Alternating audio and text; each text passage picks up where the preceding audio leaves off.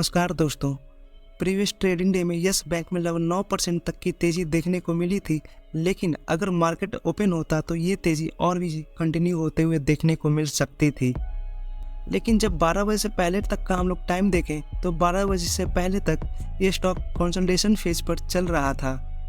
इतनी बड़ी तेज़ी के पीछे की वजह अभी तक मीडिया में पब्लिश नहीं हुई है, और जो न्यूज़ अभी तक जो पब्लिश होते हुए देखने को मिल रही है उस न्यूज़ में इतनी पोटेंशियल नहीं है कि इस स्टॉक को लगभग 9% तक ऊपर ले जाए। तो चलिए हम लोग सबसे पहले देख लेते हैं कि मीडिया में क्या क्या चल रहा है। तो यस बैंक के 50 लाख शेयर होल्डर हो चुके हैं, और इस न्यूज़ में भी इतनी पोटेंशियल नहीं है कि यस बैंक को ऊपर ले जा सके। और दूसरा मेजर न्यूज़ कोटक इंस्टीट्यूशन की तरफ से देखने को मिल रहा है, जिसमें 12.5% तक की फॉल हो सकती है नेट प्रॉफिट में ईयर ऑन ईयर। और जब नेट इनकम की बात करें तो नेट इनकम में लगभग 6.2% तक की तेज़ी देखने को मिल सकती है ईयर ऑन ईयर में।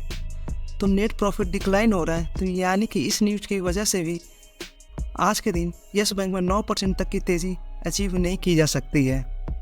तो अब उस अपडेट पे आते हैं जिस न्यूज़ की वजह से यस बैंक में लगभग 9% तक की तेज़ी अचीव हुई है।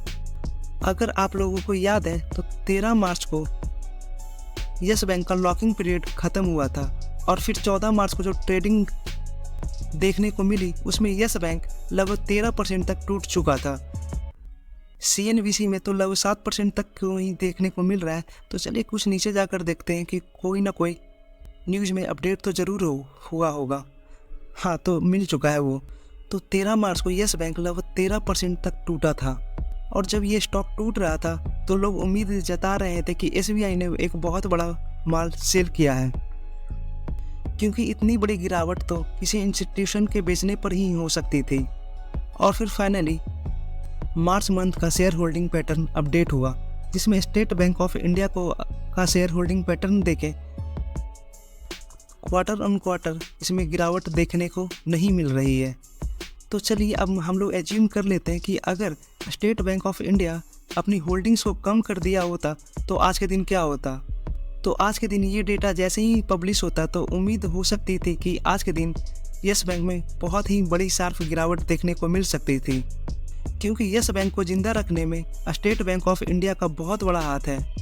क्योंकि भारत सरकार के कहने पे स्टेट बैंक ऑफ इंडिया ने यस बैंक को तो बचा लिया था, लेकिन अगर ये शेयर होल्डिंग डिक्रीज होते हुए देखने को मिलता तो इन्वेस्टर्स का भी यस बैंक के प्रति रुझान कम होते हुए देखने को मिलता, और जब बचाने वाले ही छोड़ दे तो बाकी सभी DII कितना ज़्यादा यस बैंक का साथ दे सकते थे।